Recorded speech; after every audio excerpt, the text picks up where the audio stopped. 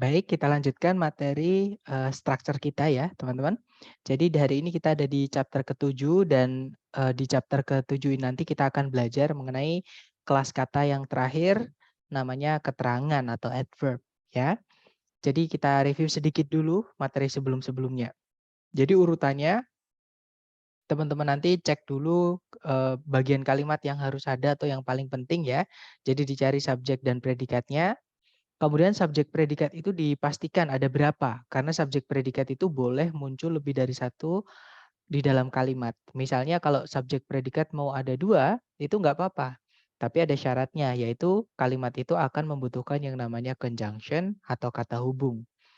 Kemudian ketika teman-teman mencari subjek predikat, menemukan salah satu dari 6 penanda inversi, langsung teman-teman cari aja yang predikat dulu baru subjek.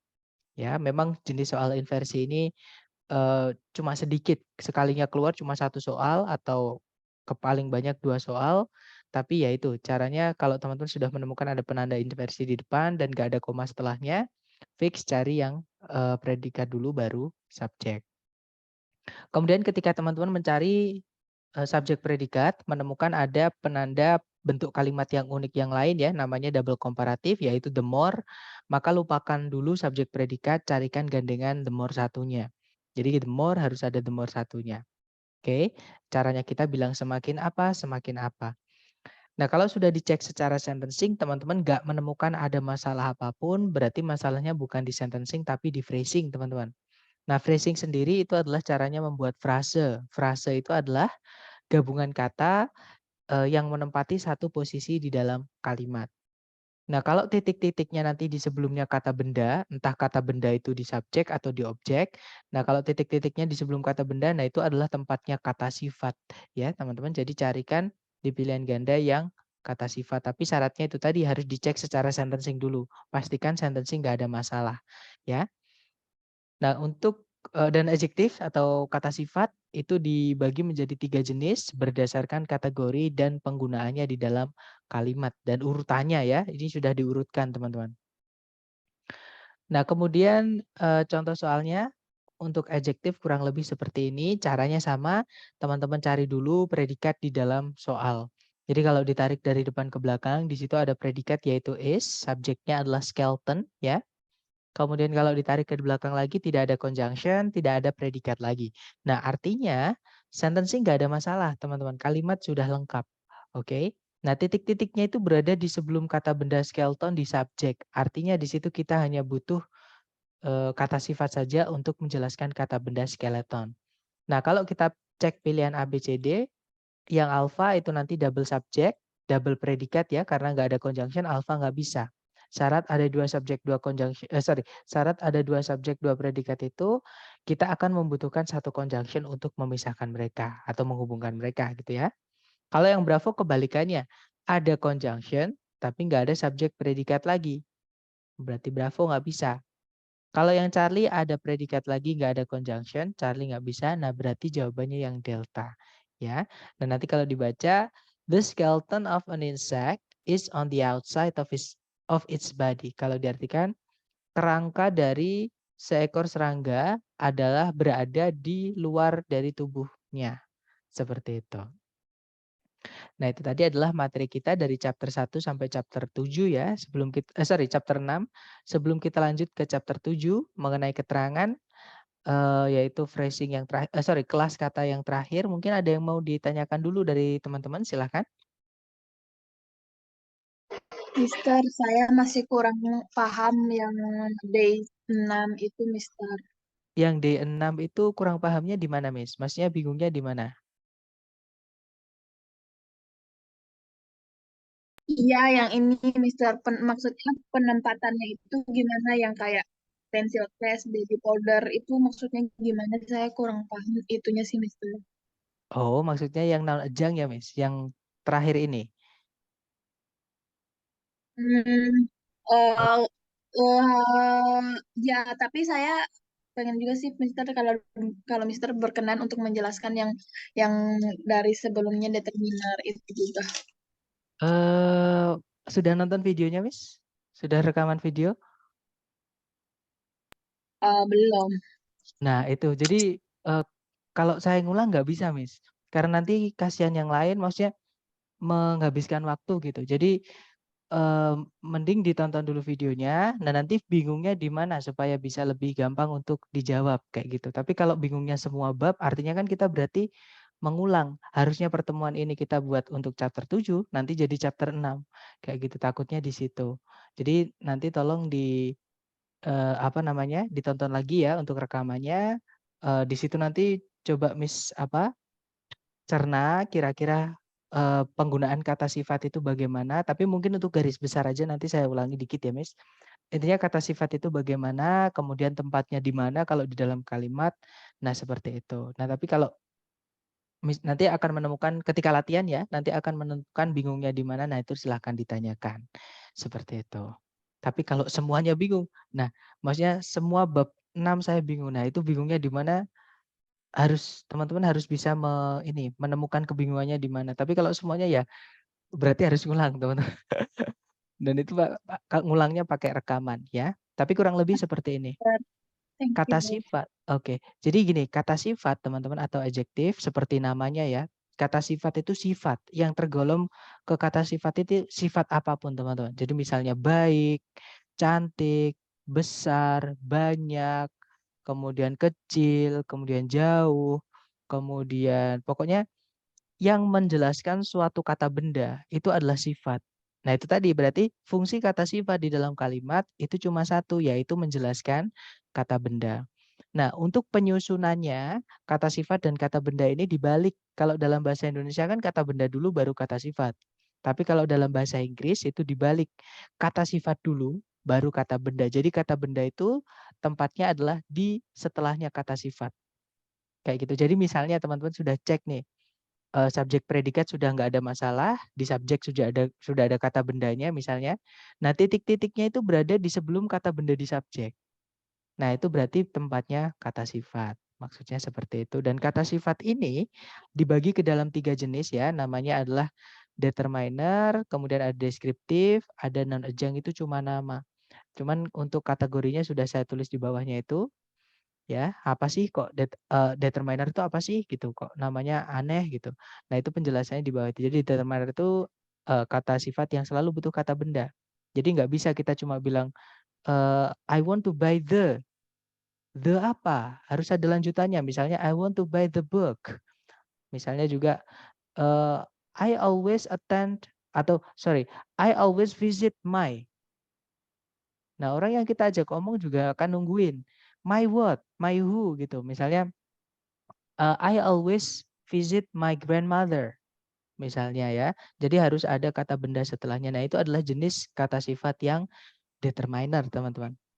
Dan determiner ini sudah diurutkan. Jadi 1, 2, 3, 4, 5, 6. Kalau urutannya seperti itu.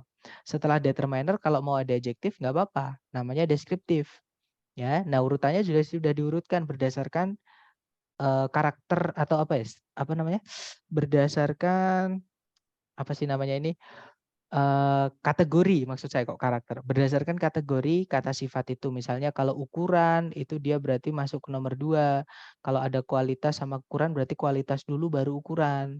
Kayak gitu. Jadi ini sudah diurutkan juga.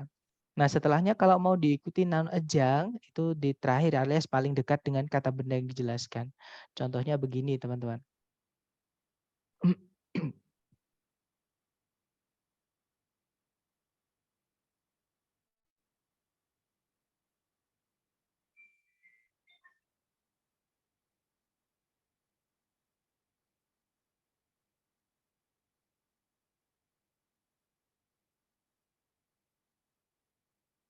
So,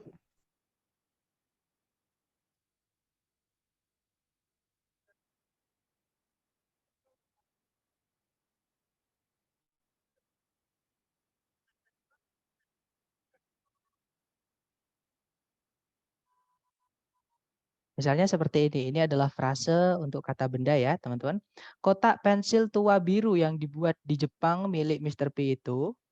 Nah, nanti kalau ditranslate, nah karena ada itu, ada Mr. P itu kan kepemilikan, teman-teman. Kita pilih salah satu aja.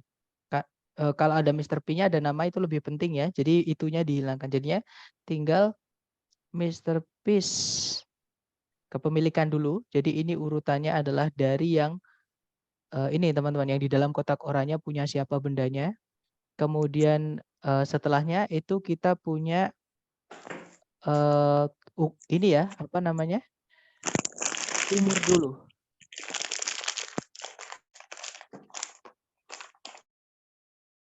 Oke.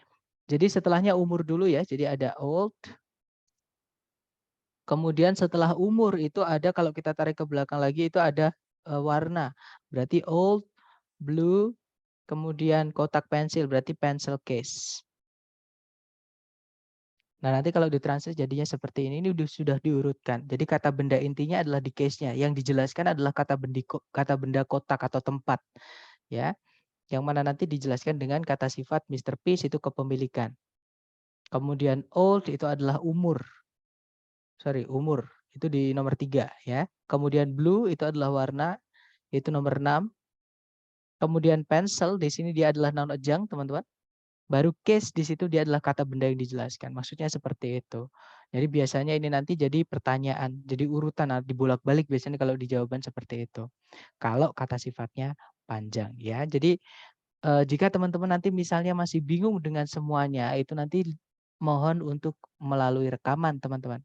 Oke, tapi kalau nanti sudah jelas bingungnya di mana, nah itu ditanyakan baru bisa saya jawab kayak gitu. Oke. Oke, mungkin ada pertanyaan lagi, silakan dari teman-teman.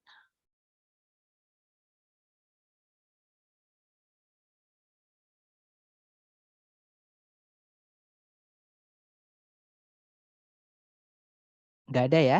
Baik, kalau nggak ada, mari kita lanjut ke materi chapter 7, yaitu mengenai phrasing yang kedua atau kelas kata terakhir, yaitu keterangan, teman-teman. Kata keterangan. Nah, kata keterangan ini adalah jenis kelas kata yang paling tidak penting di dalam kalimat. Oke, saya ulang lagi. Kelas kata keterangan ini paling tidak penting di kalimat ya, teman-teman. Jadi bisa dibilang ini yang paling terakhir kemungkinan menjadi jawaban. Oke. Karena jenis kelas kata keterangan ini yang saya bilang tadi, dia tidak penting di kalimat. Ada nggak apa-apa, nggak ada juga nggak apa-apa. Ada pun ada berapapun juga nggak ada masalah, teman-teman. Intinya nggak ada pengulangan aja seperti itu. Nah, untuk bentuk keterangan ini ada 2 ya. Yang pertama yang murni. Kalau kita cek di kamus memang kelas katanya adalah adverb. Memang tulisannya adalah adverb, keterangan seperti itu. Contohnya adverb of probability. Keterangan kemungkinan, caranya kita bilang atau peluang ya, caranya kita bilang mungkin. Contohnya di situ perhaps, possibly, probably, maybe. Nah, itu kalau kita mau buktikan ke kamus ya, misalnya kita buka kamus nih. Apakah layar teman-teman sudah pindah ke kamus? Belum. Oh, belum ya? Sebentar, teman-teman.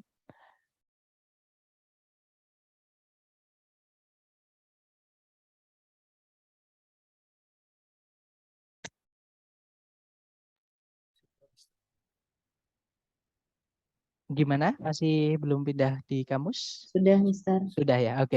Nah, misalnya kita cari kata perhaps, teman-teman. Nah, kalau kita lihat, perhaps itu kelas katanya adverb. Ya, jadi murni. Dia kalau dicek di kamus, memang dia kelas katanya ya adverb gitu. Misalnya lagi tadi maybe yang gandeng ya, bukan maybe yang misah, teman-teman.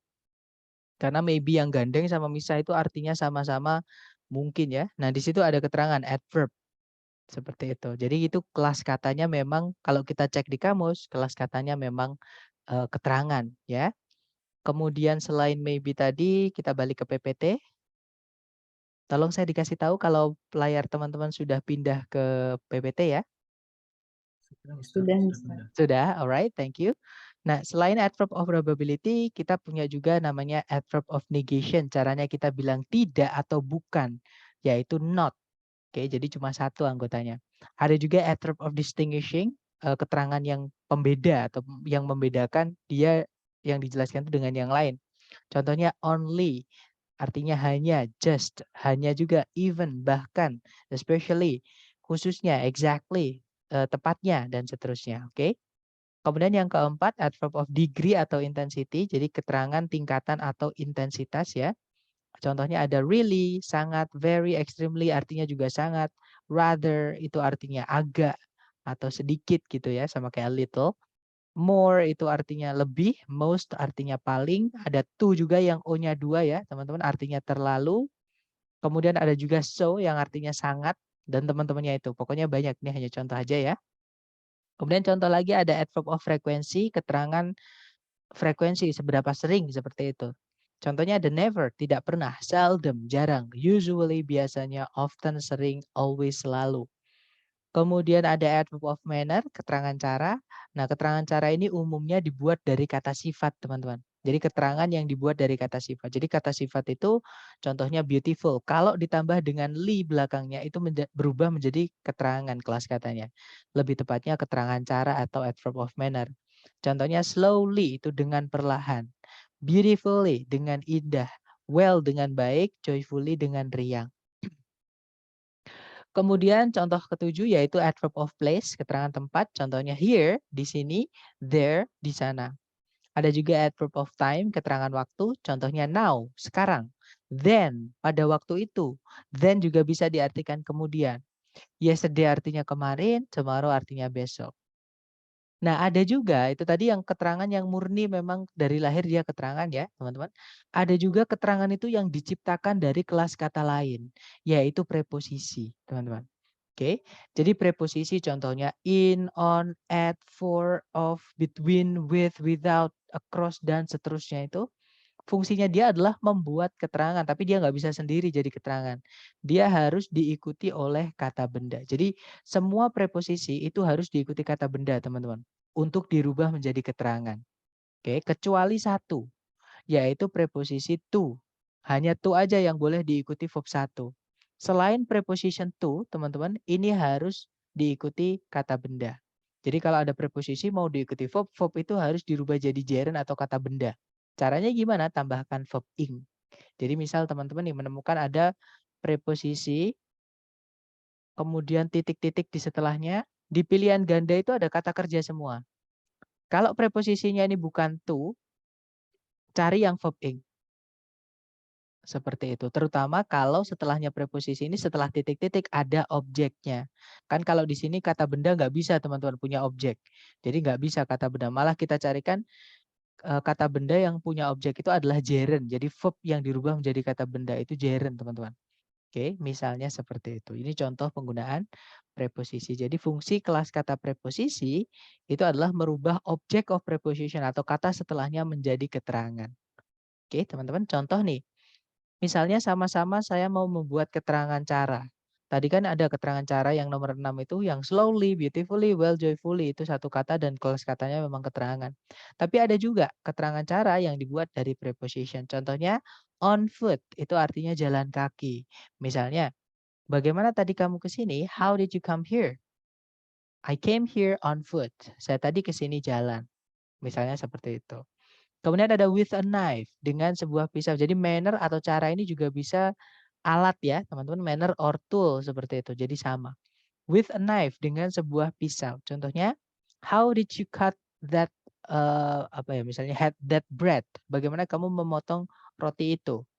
Mana? I cut that bread with a knife, dengan sebuah pisau. Misalnya seperti itu. Kemudian ada juga like a diamond, seperti sebuah berlian. Contohnya the sun shines bright like a diamond. Mataharinya bersinar cerah seperti berlian. Nah, itu caranya matahari bersinar. Seperti apa? Seperti berlian, kayak gitu. Kemudian ada juga adverb of place. Keterangan tempat itu juga bisa dibuat dari preposisi ya. Contohnya at home, di rumah, to the market, ke pasar. Ada juga on the desk, di atas meja. Oke, teman-teman. Kemudian ada adverb of time, contohnya in 1993, di tahun 1993, atau during World War I, selama Perang Dunia I. Ada juga adverb of agent, artinya keterangan pelaku. Nah, ini biasanya dipakai di kalimat pasif. Atau kalau ada kata kerja pasif ya, yang nggak bisa jadi misalnya verb 3. Nah, itu bisa diikuti by setelahnya. By the police, artinya oleh para polisi. By him, olehnya laki-laki. Seperti itu. Oke, ini tadi adalah jenis-jenis itu tadi adalah jenis-jenis keterangan ya, teman-teman. Bentuknya ada yang murni, ada yang dibuat dari preposition plus noun. Nah, sekarang yang dijelaskan keterangan itu apa? Kalau kemarin kan kita sudah belajar mengenai kata sifat. Kata sifat itu menjelaskan kata benda ya, yang punya sifat itu cuma benda, teman-teman. Nah, kalau keterangan ini bisa menjelaskan seluruh posisi kalimat yang lain atau kelas kata yang lain. Ya, hanya hanya tempatnya saja di mana seperti itu. Yang pertama, keterangan itu bisa menjelaskan predikat, teman-teman, atau verb ya. Jadi kita bahas dulu keterangan ketika menjelaskan predikat, tempatnya di mana seperti itu. Sebelumnya kita harus paham dulu, predikat kan dibuat dari kata kerja ya, teman-teman. Nah, nanti kata kerja yang bisa menjadi predikat nanti bentuknya di dalam kalimat itu ada 3. Ada yang berupa linking verb. Linking verb itu to be yang nggak punya arti itu, teman-teman, yang dia hanya buat syarat itu yang di pertemuan pertama saya jelaskan itu. Contohnya, saya baik-baik saja. Saya itu I, baik-baik saja itu fine. Nah, tapi kita nggak bisa bilang I fine. Kita bilangnya I am fine. Nah, am itulah yang disebut dengan linking verb. Kata kerja yang nggak punya arti, hanya buat syarat aja buat to be ya. Buat predikat maksud saya. Nah, kalau ada to be mau ditambahkan keterangan, tempat keterangannya itu adalah di setelahnya, teman-teman. Jadi to be dulu baru keterangan, ya. Contohnya, I am here. Saya di sini, I am here. Oke, jadi bukan I here am, walaupun itu boleh. Tapi kalimat bakunya atau grammar yang diterima atau yang grammatical correct itu adalah yang I am here, seperti itu. Kemudian ada kata kerja tunggal. Kata kerja tunggal itu bedanya dengan linking verb. Kalau linking verb tadi cuma buat syarat, dia nggak punya arti, teman-teman. Dia to be berdiri sendiri. Kalau verb tunggal itu dia juga berdiri sendiri, tapi dia punya arti. Yaitu verb 1, verb 2, sama verb SIS. Ya. Contohnya ada washes, itu verb SIS, artinya mencuci. Runs, artinya berlari, itu juga verb SIS. Ada juga belong, itu verb 2, artinya miliknya gitu ya, teman-teman. Nah, kalau misalnya yang mau ditambahkan keterangan itu berupa verb tunggal, yaitu verb 1, verb SIS, atau verb 2 yang punya arti tadi, maka keterangan itu boleh tempatnya di sebelumnya, boleh juga di setelahnya, tergantung jenis keterangannya. Contoh teman-teman, I always come on time. Saya selalu datang tepat waktu. Nah, kalau teman-teman lihat di situ sebelum predikat come ada keterangan always.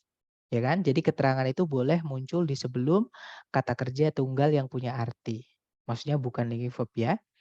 Nah, kemudian yang terakhir jika predikatnya itu berupa auxiliary dengan verb, contohnya adalah would consider, ada juga kadang ada lebih dari satu auxiliary ya, contohnya had been invented misalnya, teman-teman.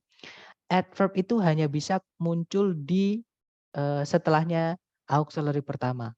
Jadi dia nggak boleh di sebelum auxiliary pertama ya.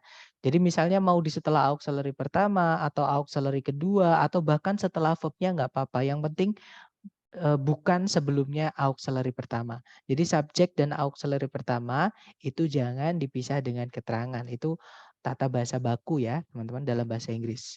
Contohnya, the world is slowly changing. Nah kadang ada auxiliary verb tengah-tengahnya disempilin sama keterangan nggak apa-apa. Intinya keterangan itu hanya boleh muncul di setelah auxiliary pertama atau yang kedua atau yang ketiga. Pokoknya yang nggak boleh itu yang sebelumnya auxiliary pertama. Gitu aja teman-teman. Nah itu tadi adalah tempatnya keterangan ketika dia menjelaskan predikat. Jadi kita harus pahami dulu bentuk predikatnya yang mana. Kayak gitu. Kemudian tadi saya menyebutkan auxiliary teman-teman. Auxiliary itu apa? Jadi auxiliary itu pengertiannya adalah kata kerja bantu. Kelas katanya auxiliary itu juga kata kerja teman-teman, verb. Ya, tapi bedanya dengan verb-verb yang lain, auxiliary ini nggak bisa berdiri sendiri di predikat. Harus ada kata kerja yang dibantu atau harus ada verbnya setelahnya. Oke, dan auxiliary sendiri itu nanti dibagi ke dalam 4 keluarga besar. Jadi ada 4 keluarga auxiliary. Yang pertama ada auxiliary keluarganya do, yang kedua ada auxiliary-nya to be, yang ketiga ada auxiliary have, dan yang keempat ada auxiliary dari keluarganya modal. Ya, nah kenapa mereka dijadikan 4? Kenapa? Padahal mereka sama-sama auxiliary, kenapa nggak disamakan? Karena gandengannya beda-beda dan artinya juga beda-beda, teman-teman. Do does did ini nggak punya arti. Ya, gandengannya adalah verb 1. Do does did itu hanya buat syarat aja kayak to be, teman-teman. Karena kalau di kalimat negatif harus ada auxiliary untuk menjelaskan not. Jadi adverb of negation ketika dia menjelaskan kata kerja di predikat itu harus ada auxiliary-nya. Contohnya I love you, itu nggak ada auxiliary-nya. I love you itu nggak ada auxiliary. Tapi kalau di not kan, itu kita nggak bisa bilang I not love you. Nah kita bilangnya I do not love you. Nah ada do-nya tiba-tiba. Padahal di kalimat positifnya nggak ada do-nya ya. Nah itu yang dimaksud dengan do itu nggak punya arti, tapi hanya buat syarat aja. Kalau kalimat negatif itu not-nya harus sebelumnya dikasih auxiliary. Makanya kalau verb tunggal itu dikasih do, does, atau did. Nah gandengannya do, does, did nanti fix setelahnya harus verb 1. Ya. Kemudian yang kedua ada to be. To be itu keluarganya is, am, are kalau present ya. Kalau lampau ya was, were. Kemudian ada be, been, sama being. Nah gandengannya adalah verb ing atau verb 3. Tergantung mau bilang aktif atau pasif. Kemudian yang ketiga ada keluarga auxiliary have. Anggotanya have, has, had. Gandengannya adalah verb 3. Dan yang terakhir modal ada will, shall, can, must, may, might, should, could, would. Ada juga had better, would rather, sama ought to. Ya, yang di sini saya masukkan karena jarang sekali keluar teman-teman. Nah nanti pokoknya kalau ada modal, verb setelahnya harus verb 1. Seperti itu. Oke, jadi makanya ada 4 karena gandengannya beda-beda, penggunaannya juga beda-beda. Seperti itu. Kemudian kita balik lagi, tadi kan adverb yang menjelaskan predikat ya teman-teman. Sekarang kita ke adverb yang menjelaskan selain predikat. Nah, misalkan adverb tempatnya ketika dia menjelaskan kata sifat atau adjektif. Seperti yang kita sebentar. Been dan being penempatannya gimana, Mister? Been dan being. Been itu dia nggak bisa berdiri sendiri ya, teman-teman. Been itu bentuk verb 3 dari to be. Sama sih, being itu bentuk verb ing dari to be. Jadi kita pakai been ketika sebelumnya to be itu ada have-nya. Jadi have been, has been, had been, misalnya seperti itu. Oke. Nah, kita pakai being ketika sebelumnya itu ada to be yang lain, misalnya is being, misalnya am being, are being. Jadi kalau to be setelahnya mau diikuti to be lagi itu nanti jadi to be yang kedua itu pakainya being. Tapi kalau to be yang pertama ya mengikuti entah subjeknya kalau I ya pakainya am, I am being apa misalnya. Kalau misalnya he ya he is being apa seperti itu. Oke, jadi itu bedanya been sama being. Mereka nggak bisa berdiri sendiri menjadi predikat. Nah, tapi kalau being bisa berdiri sendiri jadi subjek ya, teman-teman, namanya gerund. Being juga bisa berdiri sendiri menjadi adjektif, namanya participle yang kita pelajari kemarin. Oke, seperti itu. Mister Being tadi merah ada penggunaan khusus? Itu gini, being ini saya merahkan karena dia hanya bisa di kalimat pasif. Kalau mau setelahnya mau diikuti verb ya, itu hanya bisa verb 3 teman-teman. Karena being itu sudah verb ing. Jadi diikuti verb ing lagi nggak enak nanti dibacanya. Walaupun bisa, tapi verb ing itu harus syaratnya verb ing yang kata sifat, bukan verb ing yang kata kerja. Jadi contohnya, you are being interesting. Misalnya kamu tiba-tiba jadi menarik. Misalnya you are being attractive atau you are being interesting. Misalnya seperti itu. Nah itu bisa. Tapi kalau misalkan dari kata kerja misalnya you are being studying itu nggak bisa teman-teman. Nggak enak juga didengar. Ya, dan diartikan pun juga nggak bisa teman-teman. Jadi being itu kalau mau setelahnya diikuti verb atau kata kerja itu hanya bisa verb 3 bukan verb ing. Tapi kalau been yang atas itu bisa verb ing atau verb 3 juga bisa. Misalnya being itu have been itu bisa verb ing, bisa juga verb 3 seperti itu. Sama kayak to be yang lain. Hanya being aja yang beda. Being ini kalau mau diikuti verb setelahnya itu verb 3 bukan verb ing. Seperti itu. Gimana dapat? Lalu modal auxiliary itu ada artinya nggak kayak will tahu kok akan? Pasti ada. Setiap kata dalam bahasa Inggris, bukan cuma bahasa Inggris ya teman-teman. Kata itu diciptakan karena mereka punya arti, punya maksud, punya kegunaan seperti itu. Nggak mungkin kita cuma bilang ke orang, pasti orangnya bingung kayak gitu. Pasti semua kata pasti ada artinya teman-teman. Should seharusnya atau emang asalnya nggak ada. Pasti ada artinya ya. Dan masing-masing kalau di modal artinya beda-beda. Tapi kita nggak pernah di TOEFL structure itu ditanyakan misalnya di pilihan kita misalnya ya teman-teman, kita butuh predikat yang alpha itu will verb 1, yang bravo itu misalnya should verb 1. Itu nggak akan pernah. Oke, jadi bisa dibilang modal itu nggak intinya kalau teman-teman menemukan modal itu predikat gitu aja. Intinya make it simple, teman-teman. Kita sederhanakan kalau memang sederhana. Intinya jangan dibuat sulit kalau memang tidak sulit kayak gitu. Makanya saya menghindari buku karena buku itu menurut saya terlalu banyak materi yang dibuat yang diada-ada gitu. Padahal di tes asli nggak ada, tapi di buku itu ada ditambah-tambah gitu. Malah tambah sulit nanti teman-teman belajarnya juga ketambahan beban belajar gitu. Harusnya cuma belajar 5 yang dipelajari jadi 15 kan jadi kebanyakan seperti itu. Padahal teman-teman waktunya belajar cuma pendek. Nah, misalnya seperti itu. Jadi saya menjaga-jaga untuk membatasi yang saya sampaikan ya, teman-teman. Oke, lanjut lagi. Nah, tadi kan kata sifat tempatnya ketika dia menjelaskan kata benda itu di sebelum kata benda ya. Jadi kata sifat dulu baru kata benda. Nah, kata sifat ketika menjelaskan kata benda, teman-teman, itu bisa diselipin dengan keterangan. Bisa ditambahi dengan keterangan. Contoh, sebelumnya determiner itu sebenarnya bisa ditambahkan keterangan. Atau di tengah-tengahnya determiner dan deskriptif itu teman-teman boleh juga diisi dengan keterangan. Ya, nah untuk keterangan yang bisa jatuh sebelum determiner kita punya adverb of probability satu. Setelahnya kalau mau diikuti adverb lagi bisa yaitu adverb of negation.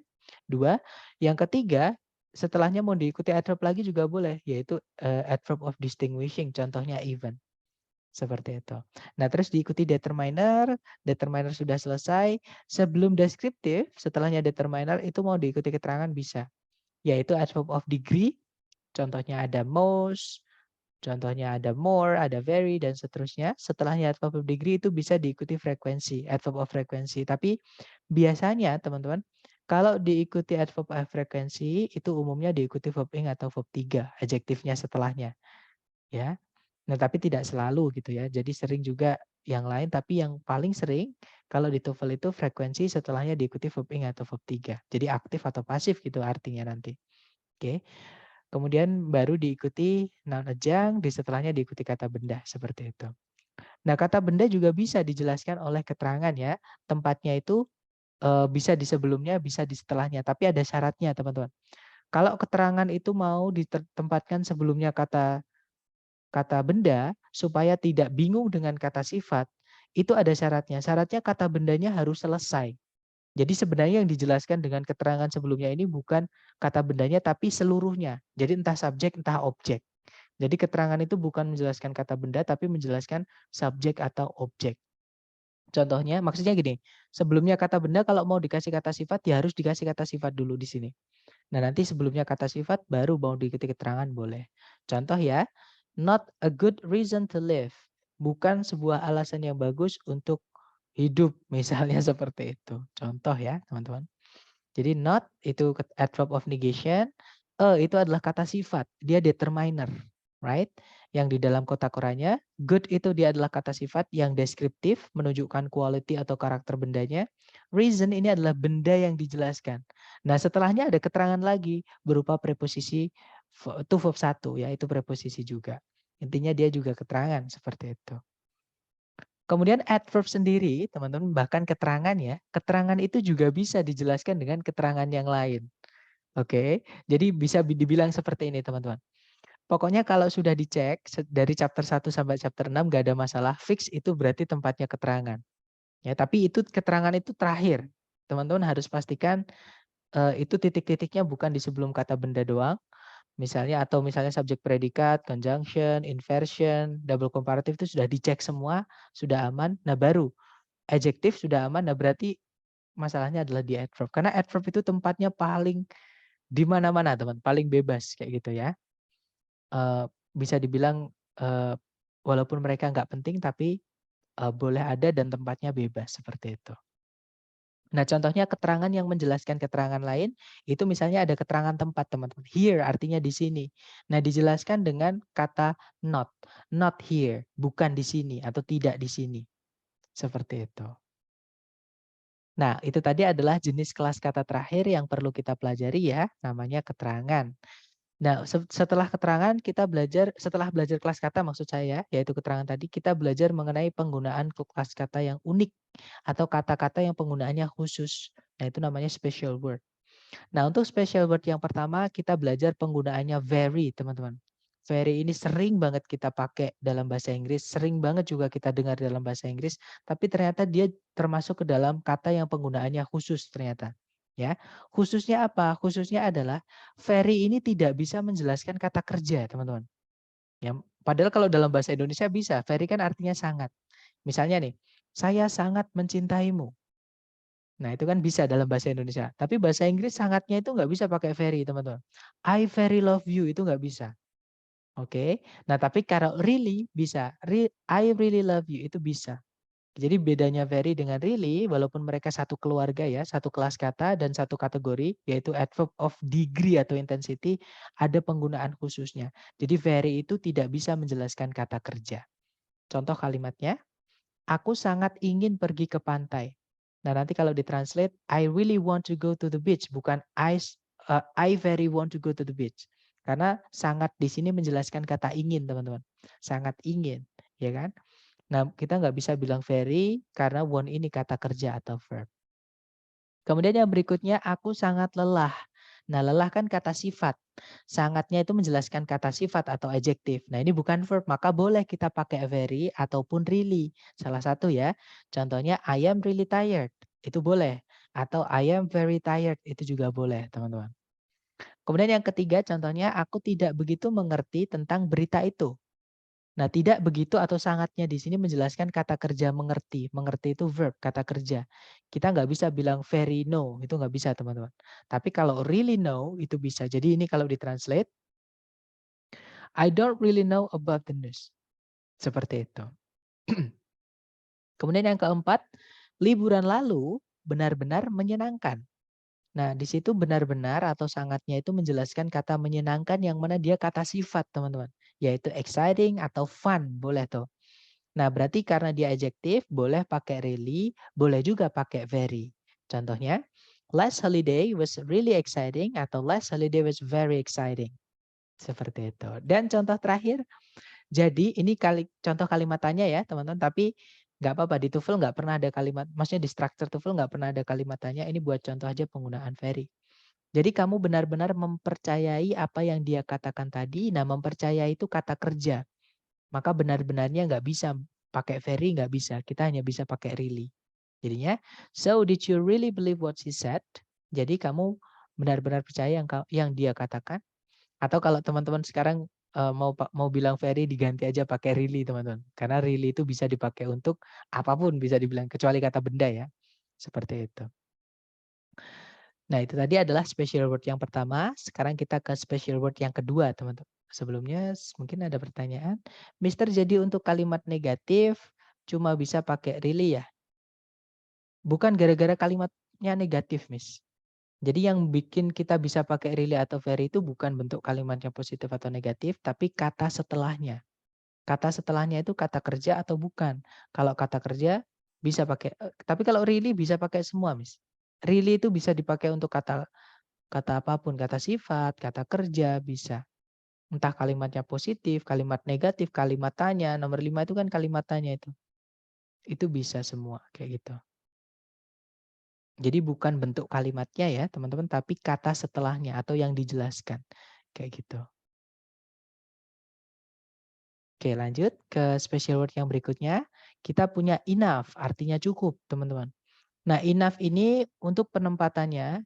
Jadi enough ini untuk tempatnya atau penempatannya itu tergantung juga yang dijelaskan juga, teman-teman. Yang dijelaskan dengan kata cukup ini kata apa? Kalau enough itu menjelaskan kata benda atau noun ya. Misalnya saya punya cukup uang. Nah, itu nanti enough-nya terletak di sebelum kata bendanya kalau ditranslate. Ya. Tapi kalau enough itu menjelaskan kata sifat, contohnya saya cukup mengerti. Kata sifat. Saya cukup apa ya? Saya cukup berani misalnya. I brave enough. I am brave enough. I am brave enough. Misalnya seperti itu. Oke, jadi kalau dia menjelaskan kata benda, itu tempatnya di sebelum kata benda. Kalau dia menjelaskan selain kata benda, tempatnya di setelahnya. Di setelah yang dijelaskan. Contoh, aku tak punya cukup uang untuk membeli mobil itu. Nah, ini kalau ditranslate karena di situ cukup menjelaskan kata uang ya, teman-teman, yang mana uang itu kata benda. Nah, maka nanti kalau ditranslate cukupnya ya di sebelumnya kata money. Jadi kalau ditranslate, I don't have enough money to buy the car. Bukan I don't have money enough to buy the car, tapi I don't have enough money to buy the car. Kemudian yang kedua, contohnya, Diana cukup berani untuk menantang Rudolf. Nah, di situ cukup menjelaskan kata berani. Nah, maka karena berani itu kata sifat, maka cukupnya nanti tempatnya di setelahnya brave, bukan di sebelumnya brave. Jadi, Diana is brave enough to challenge Rudolf, bukan Diana is enough brave. Seperti itu, ya. Kemudian contoh terakhir, teman-teman. Dia cukup mahir berbahasa Inggris. Nah, mahir itu bahasa Inggrisnya good. Sama kayak bagus, sama kayak baik. Nah, pertanyaan saya ke teman-teman, nanti enough good atau good enough? Good enough. Ya, that's right. Good enough ya, teman-teman. Karena good itu kata sifat. Jadinya, he is good enough at English. Seperti jadi tergantung. Ya, that's right. Jadi tergantung yang dijelaskan, apa nanti tempatnya di mana. Seperti itu. Kenapa kok seperti ini? Karena enough, kalau dia menjelaskan kata benda, teman-teman, dia ini termasuk ke dalam determiner yang menunjukkan jumlah. Sama kayak 1, 2, 3, 4, dan seterusnya. Sama kayak many, sama kayak no. Itu ya, jadi dia menunjukkan jumlah, determiner. Dan determiner itu tempatnya di sebelum kata benda. Itu teorinya kayak gitu. Nah, kalau dia kata sifat, enough ini dia adalah jenis keterangan. Dan memang tempatnya di setelahnya kata sifatnya. Seperti itu. Suaranya hilang, Sir. Ada kok. Loh, yang benar ada atau tidak? Kalau misalkan hilangnya di salah satu, berarti koneksinya teman-teman ya. Tapi kalau hilangnya di semua, nah berarti koneksi saya, teman-teman. Atau nanti kalau teman-teman ada kendala koneksi, nggak apa-apa, lewat rekaman aja. Tapi memang nggak enak, teman-teman. Lewat rekaman itu kurang dapat feel-nya daripada ketika kita live conference seperti ini ya. Apalagi lebih enak lagi sebenarnya kalau kita tatap muka, maksudnya bukan online seperti ini. Tapi ya beginilah gitu ya. Alright. Kita lanjut. Nah, sekarang ada pengecualian. Iya, silakan, Mister. Enough ini untuk menerangkan kata kerja apakah bisa, Mister? Bisa. Tapi nanti tempatnya dia gini. Kalau kata kerja kan dia ada yang punya objek. Ada yang tidak. Kalau tempatnya, kalau dia punya objek harus didulukan. Oke. Contohnya gini, gimana ya? Contohnya adalah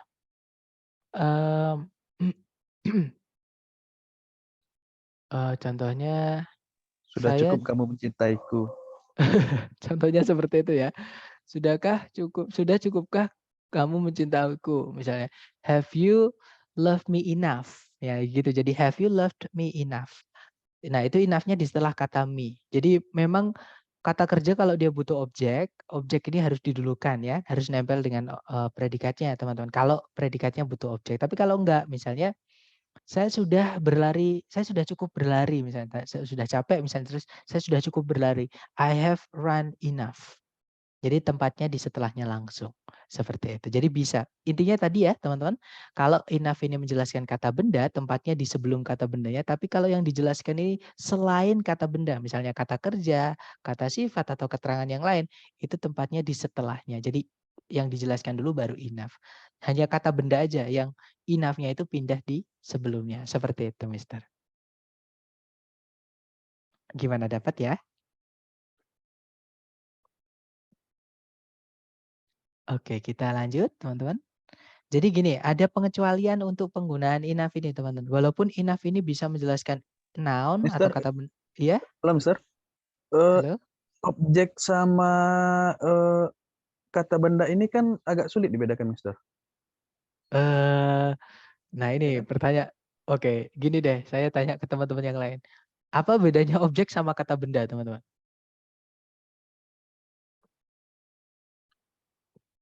Ada yang tahu? Jangan takut salah dulu, teman-teman. Apa bedanya kata benda sama subjek? Apa bedanya kata kerja sama predikat? Kalau kata benda itu bisa jadi subjek, Mister. Betul. Bisa nggak jadi objek? Bisa jadi objek juga. Nah, sekarang pertanyaannya bagaimana cara menentukan, cara membedakan kata benda atau objek? Melihat verb yang ada di sebelumnya. Boleh. Nah, jadi kalau di bisa dengan seperti jadi kita lihat verb sebelumnya. Karena kata benda itu bisa jadi subjek, bisa jadi objek, teman-teman. Nah, tapi kalau misalkan gini, Sir, bagaimana kalau setelah kata kerja ada kata benda? Itu kata benda atau objek? Ya itu kata benda, yaitu objek. Kayak gitu, teman-teman. Karena yang bisa membuat objek itu cuma kata benda sama kata ganti. Nah, objek itu cuma posisi kalimat kok, teman-teman. Sama kayak subjek, sama kayak predikat. Nah, kalau noun atau kata benda itu kelas kata. Jadi misalnya nih, teman-teman misalnya menemukan kata dalam bahasa Inggris, misalnya sapu. Nah, sapu itu dia adalah kata benda. Nah, tapi kalau di dalam kalimat, kata benda itu nanti bisa di depan. Contohnya, sapu itu sangat bermanfaat untuk membersihkan sesuatu, misalnya ya, membersihkan lantai misalnya. Itu sapu sebagai subjek. Tapi sapu juga bisa jadi objek. Jadinya contohnya kemarin saya membeli sapu di pasar. Nah, sapu itu menjadi objek dari kata kerja membeli. Seperti jadi objek itu cuma posisi kalimat, sapu itu kata benda. Kata benda itu adalah kelas kata.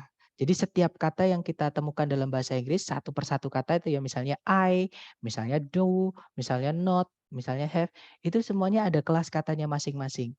Nah, kelas kata itu nanti di dalam kalimat posisinya sendiri-sendiri, tergantung jenis kelas katanya. Dapat nggak, Mister? Maksud saya dapat nggak?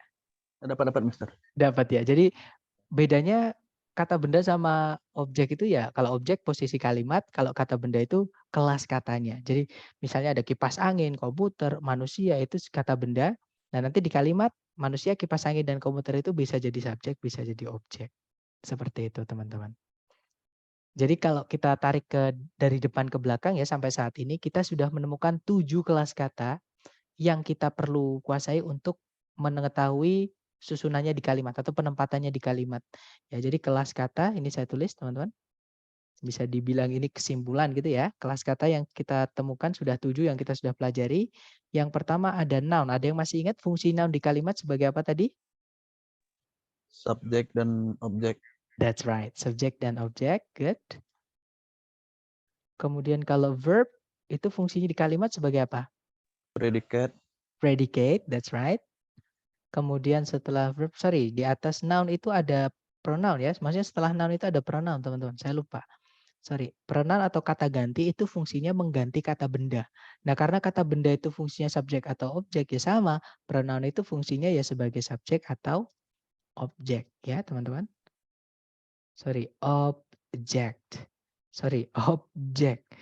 Nggak kelihatan ya. Kemudian ada juga setelah itu setelah belajar verb, kita belajar yang namanya conjunction. Ada yang masih ingat conjunction fungsinya apa? Menghubungkan dua subjek dan predikat. That's right, menghubungkan dua SP ya, atau subjek dan predikat. Tapi hati-hati teman-teman, ada fanboys. Fanboys itu agak bandel, dia bisa menghubungkan bagian kalimat yang sama aja, alias tidak selalu menghubungkan dua subjek, dua predikat, kayak gitu. Kemudian yang berikutnya kita juga sudah belajar yang namanya adjektif atau kata sifat. Masih ingat fungsi kata sifat di kalimat sebagai apa? Sifat itu apa teman-teman fungsinya? Penjelas dari noun. Ya, that's right. Memberikan sifat dari noun atau menjelaskan noun gitu ya. Menjelaskan noun atau menyifati noun gitu. Yang punya sifat itu cuma benda, teman-teman. Kemudian yang hari ini kita pelajari yang terakhir ada 2 ya. Ada adverb, keterangan tadi ya. Keterangan itu menambahkan keterangan di kalimat. Bisa keterangan waktu, keterangan, dan ini macamnya banyak banget teman-teman adverb itu. Dan yang terakhir ada preposition. Masih ingat tadi, preposition itu fungsinya apa? Jangan takut salah, dicoba dulu teman-teman seingatnya. Atau keterangan ya. Preposisi itu membuat keterangan atau membentuk keterangan. Ya, that's right. Tapi dia nggak bisa berdiri sendiri ya, harus ada objeknya atau kata benda atau kata ganti setelahnya untuk dirubah menjadi keterangan. Kecuali satu preposition yaitu to. Kalau to boleh diikuti verb 1, tapi cuma to aja.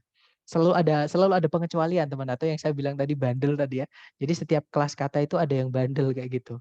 Ada pengecualiannya. Jadi dia nggak ngikutin aturan kelas kata yang lain. Maksudnya aturan keluarganya maksudnya seperti itu. Nah, ini adalah kelas kata, teman-teman. Jadi setiap kata yang diucapkan teman-teman dalam bahasa Inggris itu pasti masuk ke dalam salah satu ini. Nah, nanti di kalimat fungsinya ya tergantung kelas katanya itu. Seperti itu. Oke, sebenarnya ada satu lagi, tapi di TOEFL nggak dipakai itu. Kelas kata namanya interjection atau exclamation. Interjection itu contohnya aduh, misalnya. Kalau dalam bahasa Indonesia itu bahasa Inggrisnya ouch. Atau misalnya wow, itu bahasa interjection juga. Kata seru saya nyebutnya gitu. Nah, for example kata wow, bahasa Indonesia ada aduh, ada kalau di Jawa itu kalau di tempat saya ada biuh gitu ya teman-teman. Kalau kita kaget. Yang ada tanda serunya ya betul, yang ada tanda serunya teman-teman. Tapi itu di TOEFL nggak ada ya, pasti semuanya tandanya titik, bukan tanda seru. Oke, kita lanjut ke pengecualian enough tadi teman-teman. Kita balik lagi ke enough. Nah, enough ini tidak bisa menjelaskan kata lain yang artinya sama-sama cukup. Itu dianggap sebagai pleonasm atau pemborosan makna, teman-teman.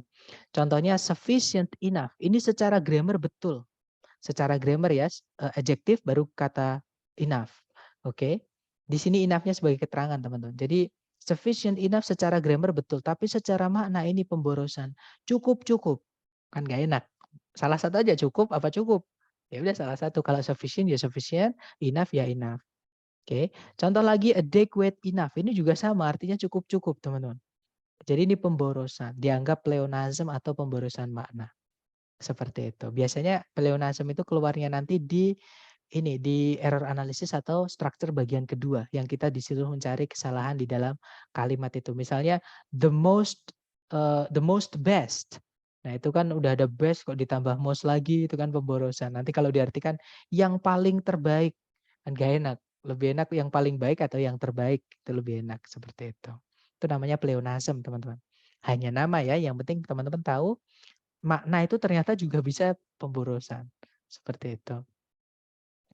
Kemudian ada yang bertanya, apakah ada contoh lain selain sufficient and adequate, Mister? Untuk pleonasm ada. Cuman kalau di TOEFL saya belum pernah menemukan yang lain selain ini ya. Tapi untuk contoh aja, misalnya repeat again. Repeat again. Ini pemborosan makna, teman-teman.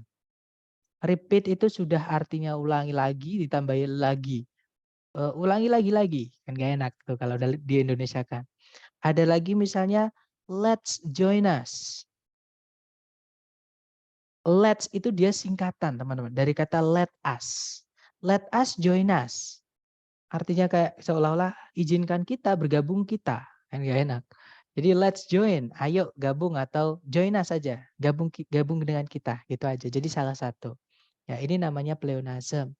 Contohnya lagi ini teman-teman. Tapi ini saya pernah mendengar dalam dikatakan sama orang native ya. Tapi secara grammar ini dianggap boros. Jadi entering, misalnya memasuki atau enter in gitu ya. Enter in gitu. Memasuki apa gitu. Memasuk itu ya ke dalam teman-teman. Enter in misalnya memasuki bangunan itu. Kita cukup bilang enter the building. Nggak perlu bilang enter in the building. Atau enter into the building. Karena enter itu masuk ke dalam. Kayak gitu ya. Kayak dalam bahasa Indonesia itu loh. Kita biasanya ngomong buat mainan kata itu. Kalau masuk ke dalam, naik ke atas, keluar kemana. Nah misalnya kayak gitu. Itu apa? Pemborosan teman-teman. Pemborosan makna.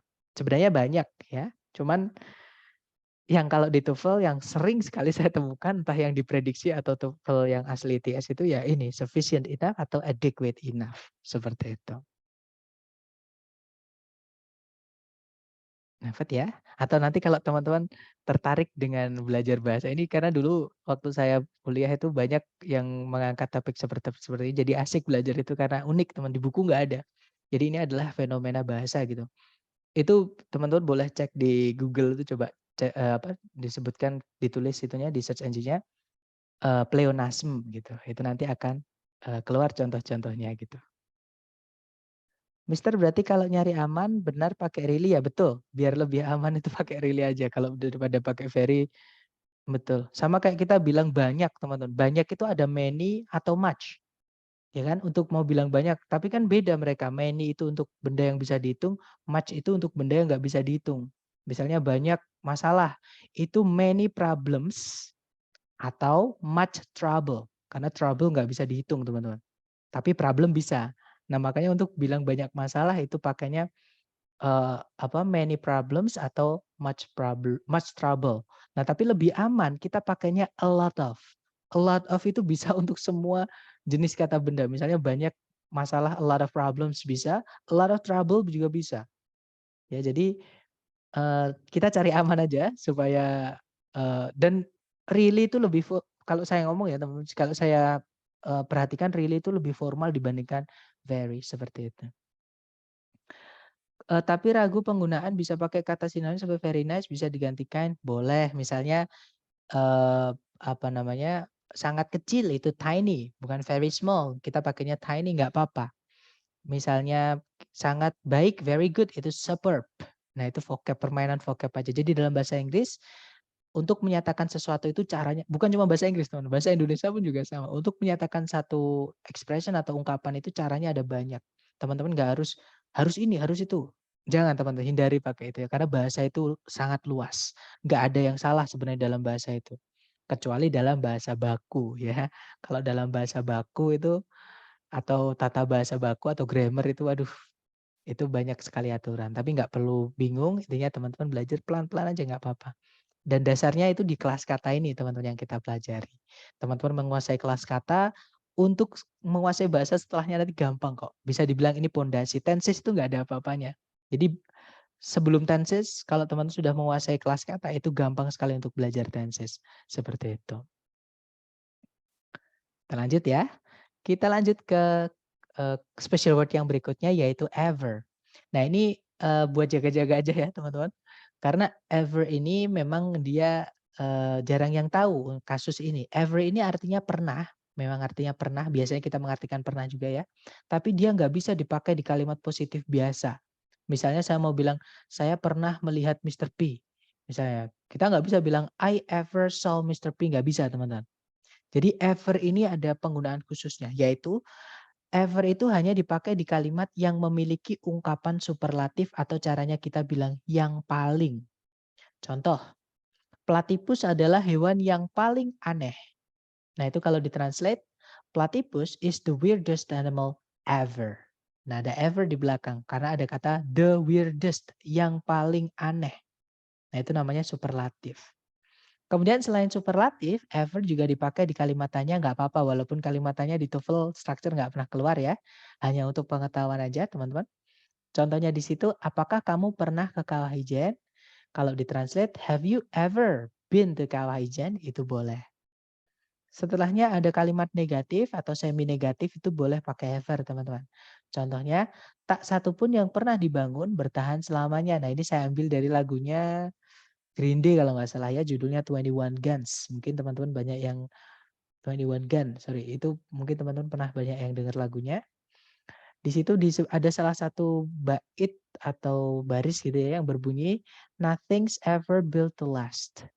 Nah, itu artinya tak satu pun yang dibuat manusia itu pernah bertahan selamanya, seperti itu. Kemudian ever itu juga bisa dipakai di kalimat yang ada conjunction if-nya. Atau kalimat conditional sentence, kalimat pengandaian ya.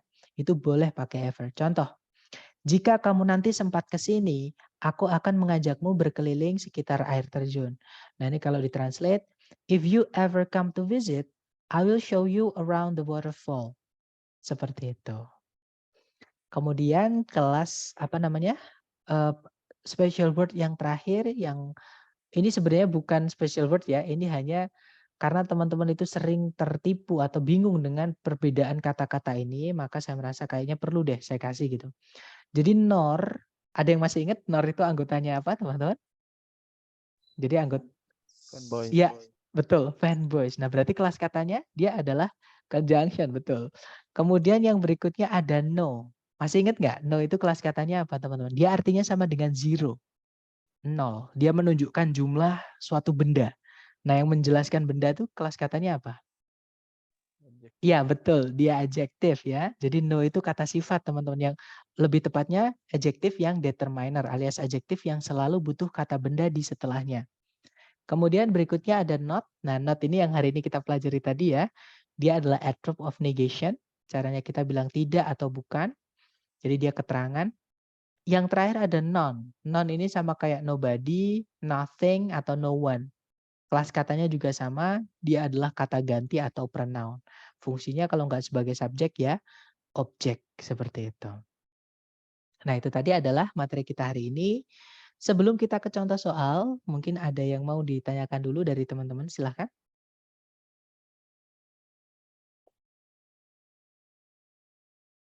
Nggak ada ya teman-teman? Kalau gitu kita ke contoh soal. Seperti biasa, cari predikat dulu di soal. Jadi kalau ditarik dari depan ke belakang, di situ ada kata store, artinya menyimpan ya. Di sini bukan toko teman-teman. Store di sini artinya menyimpan. Makanya kalau teman-teman pernah melihat di HP itu ada kata storage, itu penyimpanan. Nah kemudian store ini kata kerjanya ya. Subjeknya adalah brain cells. Kemudian ada conjunction ya sebelum brain cells itu yaitu kata by which, itu jadi satu. Nah, ada CSP, cari predikat lagi teman-teman. Nah, di situ ada predikat lagi yaitu is clearly understood. Subjeknya adalah the mechanism. Nah, secara sentencing sudah lengkap ya. Subjek, conjunction subjek predikat, predikat. Berarti sentencing nggak ada masalah teman-teman. Masalahnya adalah di phrasing. Titik-titiknya di situ terletak di dalam bagian predikat. Artinya titik-titik di situ adalah kata yang menjelaskan kata kerja. Kan predikat kan kata kerja. Dan yang bisa menjelaskan kata kerja itu cuma dua. Yang pertama adalah kata kerja itu sendiri dari auxiliary ya, dari jenis auxiliary. Kemudian yang kedua adalah adverb atau keterangan.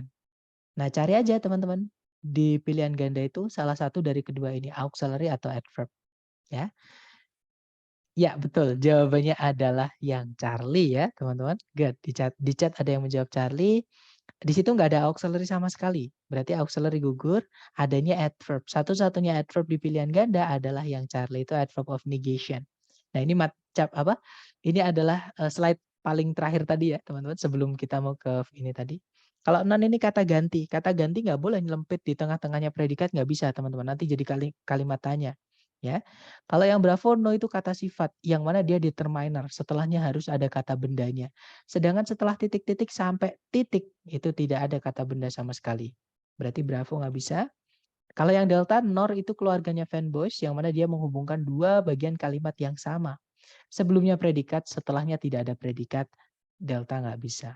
Ya sudah, berarti jawabannya Charlie. Nah nanti kalau dibaca, the mechanism by which brain cells store memories is not clearly understood. Kalau diartikan, mekanisme bagaimana sel-sel otak menyimpan ingatan tidaklah dipahami dengan jelas. Seperti itu. Nah, itu contoh soal pertama ya. Contoh soal kedua. Sorry, saya lupa saya punya itu ya, teman-teman. Kalau gitu kita pakai itu tadi. Cari predikat dulu seperti biasa. Di situ ada are, subjeknya amobas. Kemudian kalau ditarik ke belakang sudah nggak ada predikat lagi, nggak ada conjunction juga, artinya sentencing nggak ada masalah, sudah lengkap. Nah kita lihat titik-titiknya, karena titik-titiknya di setelah to be, berarti kita lihat setelah titik-titik teman-teman. Setelah titik-titik itu ada kata sifat small. Nah yang bisa menjelaskan kata sifat, ya saya ulangi lagi, yang bisa menjelaskan kata sifat itu adalah kata keterangan, hanya kata keterangan saja. Nah di pilihan ganda kebetulan kata keterangan cuma satu. Ya betul, jawabannya adalah yang alpha. Dia adverb of degree ya teman-teman. Teman-temannya very, really, extremely, kemudian rather, kemudian so yang artinya sangat, dan seterusnya. Kalau yang bravo itu fanboys harus menghubungkan dua yang sama, sedangkan sebelum dan setelahnya tidak sama, nggak bisa. Kalau yang Charlie so far, itu dia keterangan ya teman-teman. Walaupun dia keterangan so-nya, var-nya itu kata sifat. Kata sifat nggak bisa menjelaskan kata sifat yang lain. Berarti salah. Kata sifat itu fungsinya hanya menjelaskan kata benda, teman-teman. Bukan kata sifat yang lain, gitu ya. Kalau yang delta as far as, itu bisa dibilang ini preposisi, teman-teman. Yang belakang ini preposisi, ini keterangan. As-nya artinya sama, ver itu adjektif, sama jauhnya gitu ya. As-nya di sini dia preposisi, artinya bisa diartikan seperti. Sedangkan setelah titik-titik ini nggak ada kata benda sampai nabrak preposisi lagi yaitu to. Nggak boleh. Preposition ini harus ada kata bendanya, teman-teman. Seperti itu, ya kan?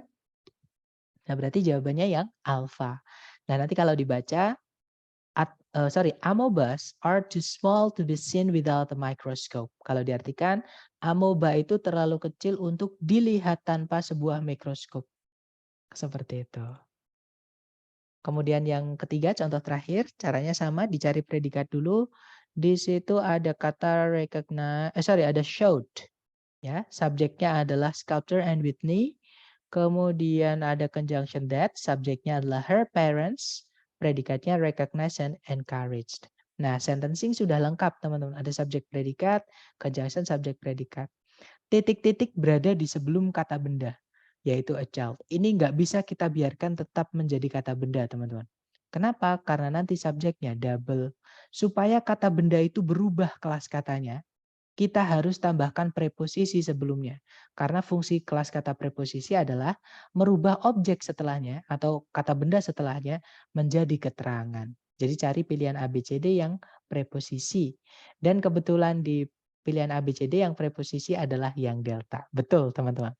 Nah, yang alfa ini udah pasti salah ya, yang saya pernah berkali-kali sampaikan ke teman-teman. Kalau menemukan titik-titik di awal kalimat, di pilihan ganda itu diawali oleh predikat, jangan dipilih, udah pasti salah nanti jawabannya teman-teman.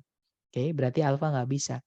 Kalau yang bravo ada subjek, predikat, nah setelahnya conjunction ada subjek tapi nggak ada predikat. Ini kebalik teman-teman, yang bravo ini kebalik ya. Bravo nggak bisa. Kalau yang Charlie ada subjek predikat lagi, nggak ada conjunction, nggak bisa. Ya, jawabannya delta.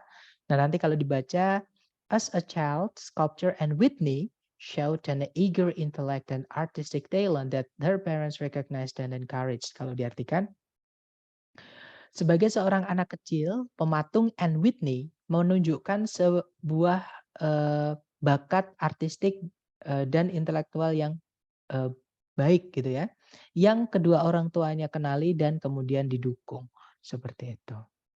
Nah, dari ketiga contoh tadi mengenai preposisi dan keterangan penggunaan di dalam kalimat, mungkin ada yang mau ditanyakan dulu dari teman-teman. Silakan teman-teman. Mau nanya soal nomor 1 boleh, Mister? Boleh, Miss. Nomor 1, silakan, Miss. Nah, tadi kan untuk yang kosong itu kan bisa dijawab auxiliary juga kan? Betul. Kalau jawabannya auxiliary yang tepat itu apa ya, Mister? Being. Setelah to be, kalau mau diikuti auxiliary cuma to be yang lain. Dan kalau ada to be mau diikuti to be kedua hanya bisa diisi oleh being. Jadi di sini bisa is being clearly understood boleh. Oke, Mister. Makasih, Mister. Alright, hanya to be ya teman-teman. Yang boleh jatuh setelah auxiliary to be itu ya to be itu. Tapi to be setelah to be itu hanya bisa being. Seperti itu. Nah itu adalah penggunaan. Tadi kalau nggak salah ada yang bertanya juga bedanya being kapan pakainya, been juga kapan pakainya. Tadi ada yang bertanya seperti itu. Oke, that's good question. Mungkin ada pertanyaan lagi, silahkan teman-teman.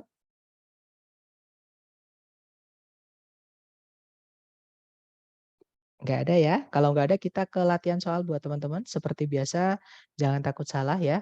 Waktunya 30 detik, silahkan dicoba dulu. 30 detik dimulai dari sekarang. Silahkan teman-teman.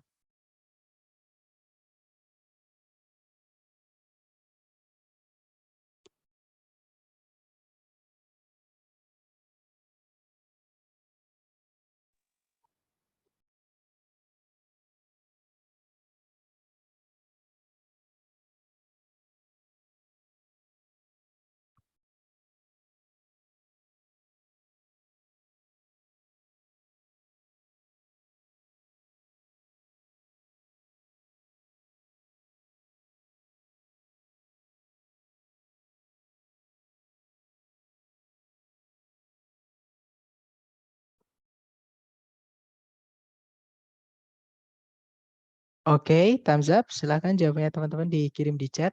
Ada jawaban Charlie, ada juga jawaban, sorry teman-teman. Ada jawaban Charlie, ada jawaban Bravo, ada juga Delta. Ada pertanyaan juga, tuh artinya bisa terlalu, bisa juga artinya juga. Ya betul, tuh itu bisa artinya terlalu, itu adverb of degree. Tuh juga bisa adverb yang nggak ada namanya ya, nggak semua adverb punya nama teman-teman. Itu tuh juga itu tapi keterangan juga.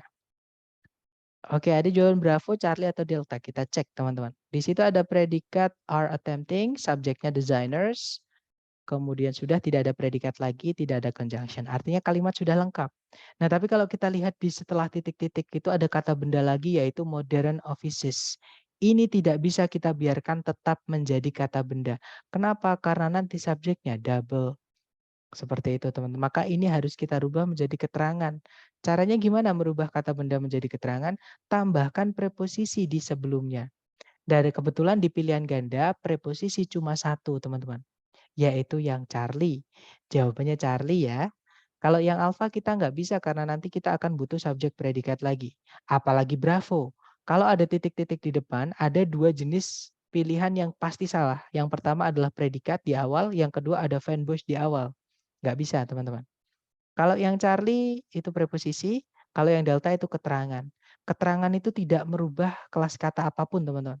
Yang fungsinya merubah kelas kata itu cuma preposisi.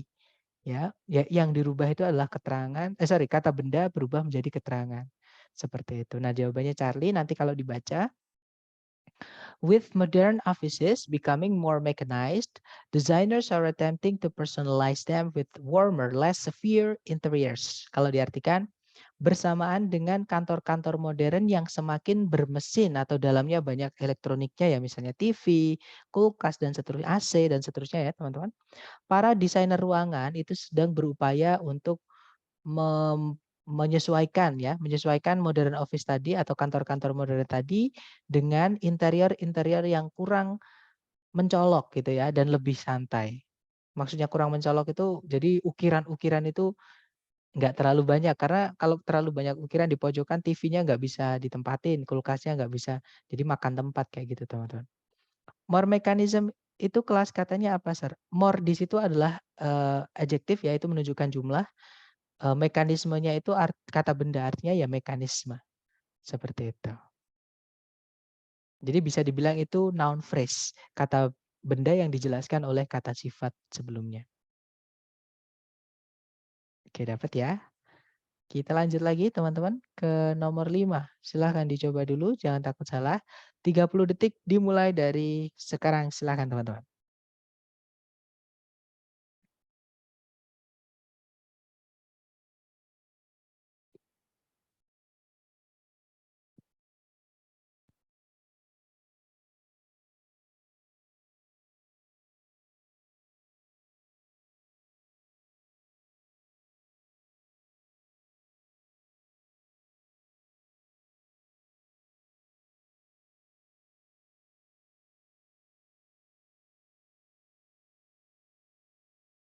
Oke, thumbs up, silahkan jawabannya teman-teman dikirim di chat ya. Kemudian kita bahas bersama. Baik, ada jawaban delta, delta, dan saya lihat semuanya menjawab delta ya. Kita cek bersama.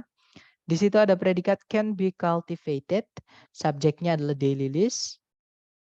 Nah, kalimat sudah lengkap ya, teman-teman. Tapi setelah koma itu ada kata benda hardiness. Ini nggak bisa kita biarkan tetap jadi kata benda karena nanti subjeknya double. Jadi ini harus kita rubah menjadi keterangan. Caranya gimana? Carikan preposisi teman-teman di situ. Nah, ABCD preposisi yang paling tepat ya, itu adalah yang delta. Kenapa saya bilang yang paling tepat? Karena bravo itu since bisa jadi preposisi juga, teman-teman. Artinya sejak. Nah, preposisi since, artinya sejak itu, kata benda setelahnya itu harus kata benda waktu. Contohnya tahun, contohnya peristiwa sejarah, seperti itu. Tapi karena hardiness itu artinya adalah tingkat kemampuan bertahan hidup yang baik, itu bukan kata benda waktu. Kita nggak bisa pakai since, ya. Pakainya adalah because of. Nah, nanti kalau dibaca, because of their hardiness, daily list can be cultivated particularly easily. Kalau diartikan, karena kemampuan bertahan hidupnya yang baik, daily list itu bisa dibudidayakan cenderung dengan mudah. Seperti itu. Atau cukup dengan mudah. Dengan cukup mudah seperti itu ya. Oke, lanjut lagi ke number 6. Dicoba lagi teman-teman. Waktunya 30 detik. Dimulai dari sekarang, silakan.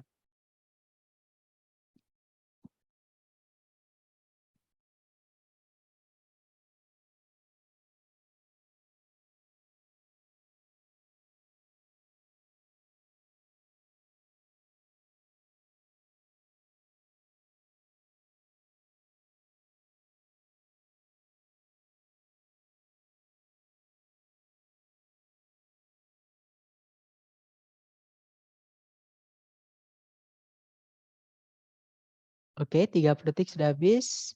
Ada jawaban delta dan saya lihat teman-teman semua menjawab.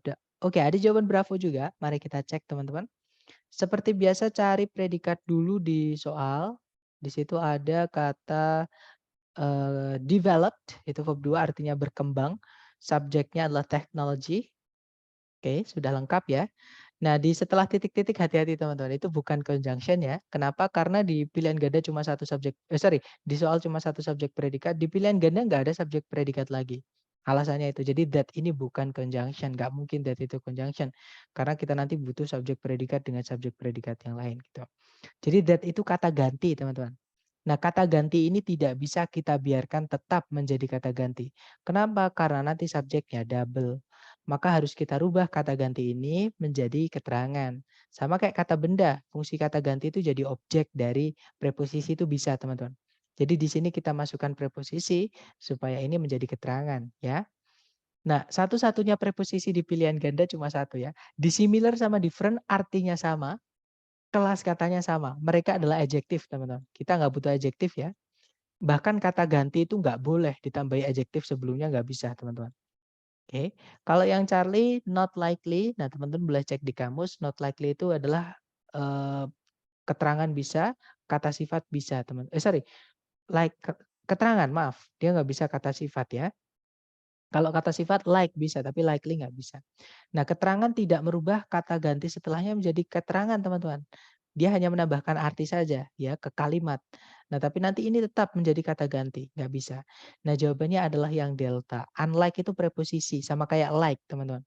Nah, kalau like itu artinya seperti, kalau unlike itu sebenarnya tidak seperti. Jadi nanti kalau dibaca, unlike that of iron construction, the technology for constructing buildings with reinforced concrete developed rather rapidly. Kalau diartikan, tidak seperti itu pada pembangunan menggunakan besi, teknologi untuk mendirikan bangunan dengan beton pendukung berkembang agak lebih cepat atau agak dengan cepat. Seperti itu. Kita coba lagi ya ke nomor 7. Jangan takut salah. 30 detik dimulai dari sekarang. Silahkan teman-teman.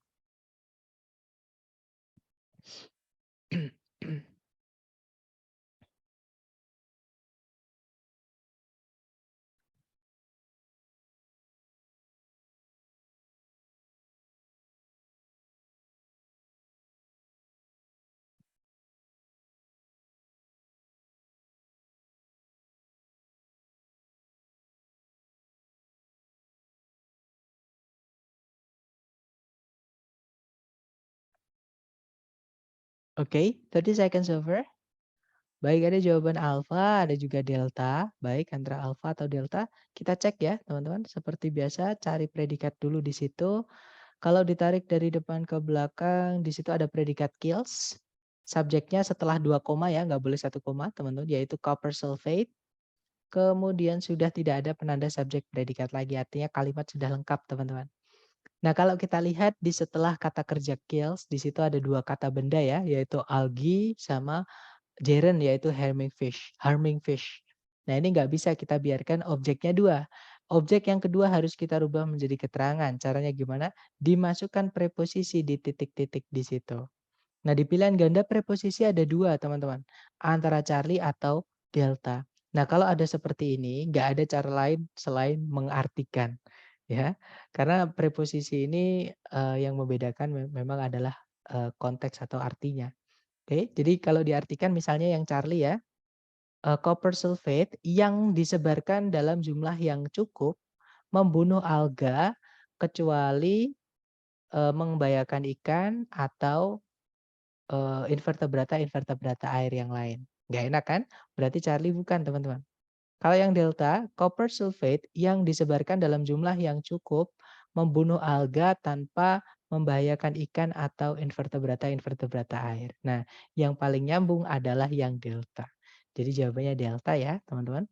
Seperti itu. Kita lanjut ke number 8. Dicoba lagi, silahkan teman-teman. Jangan takut salah. 30 detik dimulai dari sekarang, silahkan.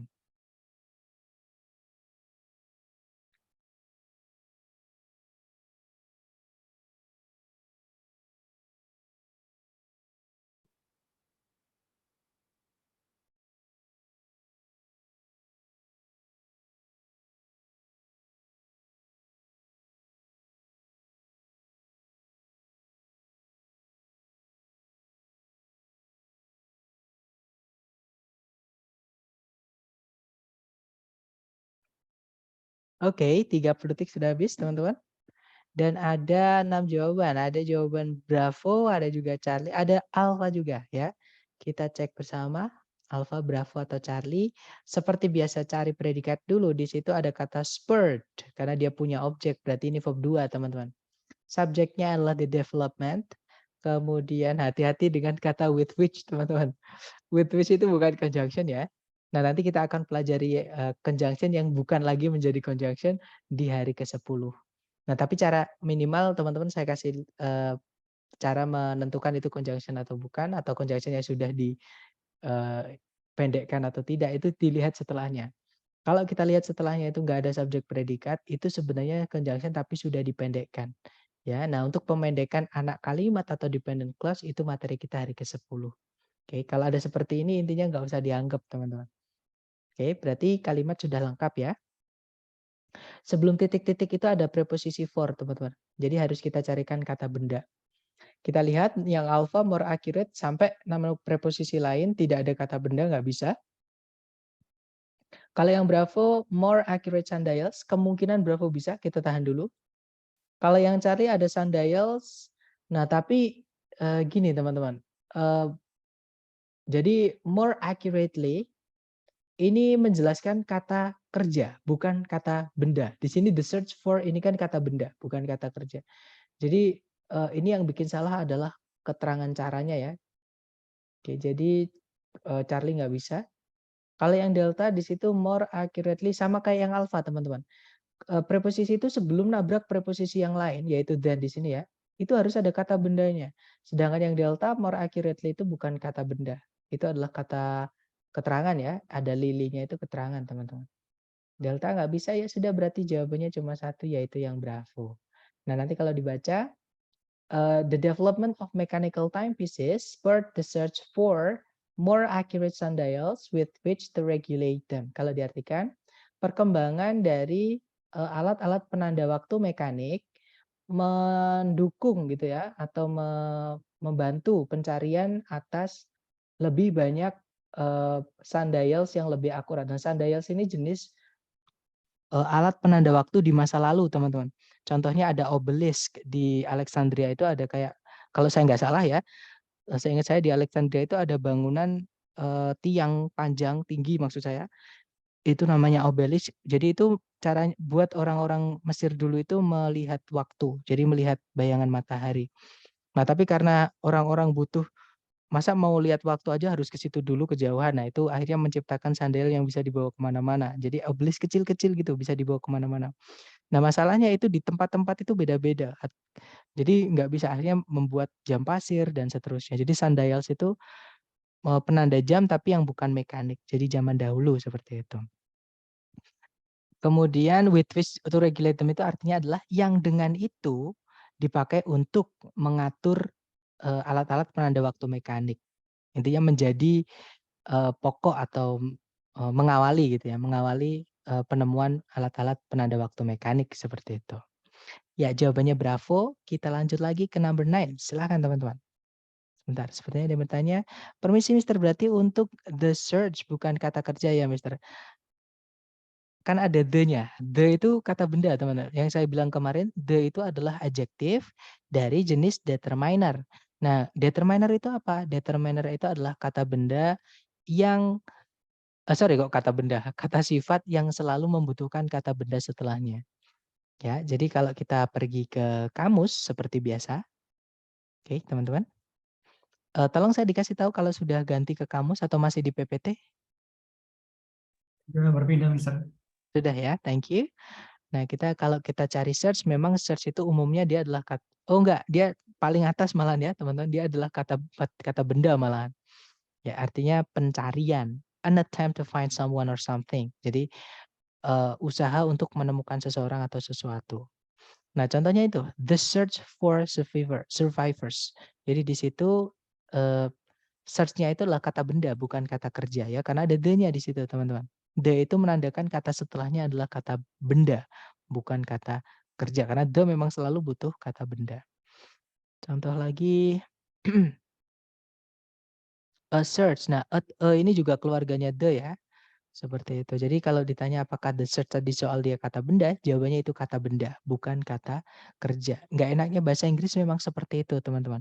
Ya, jadi bahasa Inggris itu kadang satu kata artinya banyak. Tapi kalau teman-teman sudah tahu prinsipnya misalnya the itu setelahnya harus butuh kata benda, nah pasti teman-teman nanti akan terbiasa seperti itu terus tahu, oh the search, oh itu berarti bukan kata kerja tapi itu kata benda karena ada the-nya. Seperti atau misalnya the person, the man, the girl. Nah, pasti the itu selalu membutuhkan kata benda setelahnya. Seperti itu. Jadi the search itu search-nya adalah kata benda ya, bukan kata kerja. Seperti itu. Kita lanjut lagi ke nomor 9, teman-teman. Dicoba dulu, jangan takut salah. Nah, hati-hati di sini ada jebakan gitu ya. Intinya dicoba dulu 30 detik dimulai dari sekarang. Silakan teman-teman.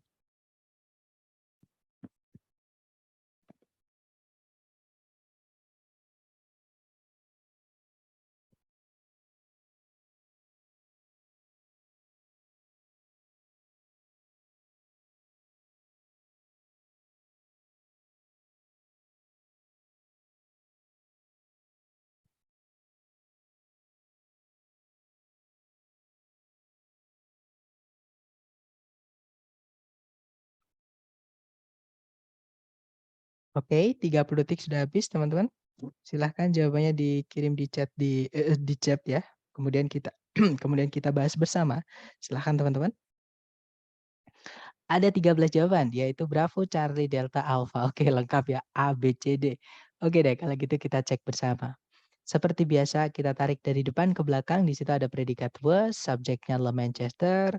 Kemudian tidak ada conjunction, tidak ada predikat lagi di soal. Artinya kalimat sudah lengkap. Nah, itu sebelum koma ada kata benda one time. Ini nggak bisa kita biarkan tetap jadi kata benda. Ini harus kita rubah menjadi keterangan. Caranya sebelumnya dikasih preposisi. Nah, sayangnya di pilihan ganda itu keempatnya preposisi, teman-teman. Nah, mau nggak mau kalau teman-teman menemukan seperti ini kan gandengan berarti. Kata benda itu ada gandengannya, maksud saya kata benda waktu itu ada gandengannya, kata benda tempat itu ada gandengannya, teman-teman, untuk preposisinya, ya. Jadi untuk melihatnya mau nggak mau ya, tapi untuk TOEFL sendiri saya belum pernah menemukan soal yang seperti ini. Tapi buat jaga-jaga aja, maksudnya TOEFL yang asli ya, teman-teman. Nah, kita cari kata time, teman-teman. Ini fixed expression ini. Kita cari kata time, ini adalah expression. Kalau expression itu lihatnya di yang ditebelin-tebelin hitam gitu, teman-teman. Yang ditebelin-tebelin hitam nih. Nah, di sini ya. Jadi di point when something happens. Titik di mana atau ketika sesuatu terjadi. Nah, jadi pakainya adalah at, teman-teman. Atau cari yang one time. Biasanya ada di expression. Jadi cari sekalian yang one time. Nah, biasanya di seperti ini. Nah, itu masuk ke dalam nomor 16. At one time. Nah, ini jadi satu kesatuan. Jadi itu memang sudah satu kesatuan atau namanya written expression. Makanya namanya structure itu structure and written expression. Nah, disinilah written expression-nya. Jadi at one time, gandengannya one time, ingat-ingat itu pakainya at, teman-teman. Nah, at one time itu artinya adalah pada suatu masa di masa lalu, tapi tidak sekarang. Contohnya, at one time she wanted to be a nurse, but the thought of working at night put her off. Kalau diartikan satu masa atau pernah gitu ya, dia ingin menjadi seorang perawat, namun pikiran untuk bekerja sampai malam itu membuatnya mengundurkan maksudnya mengurungkan niatnya kayak gitu, put her off, memadamkan niatnya gitu. Jadi pakainya at. Oke, kita cek tadi pilihan ganda ABCD yang at yang mana, teman-teman. Nah, ini expression seperti ini kalau teman-teman nemu entah dari film, entah dari apa, itu tulis aja. Kadang berguna banget gitu, teman-teman, ketika tes itu. Jadi jawabannya yang Bravo ya. Di situ ada at one time, Manchester was the home of the most productive cotton mills in the world. Kalau diartikan satu masa atau pada suatu hari atau pernah gitu ya, Manchester itu merupakan rumah bagi pabrik-pabrik kapas yang paling produktif di dunia. Seperti itu, teman-teman. Oke, terakhir ya, nomor 10. Dicoba dulu, jangan takut salah. 30 detik dimulai dari sekarang, silahkan teman-teman.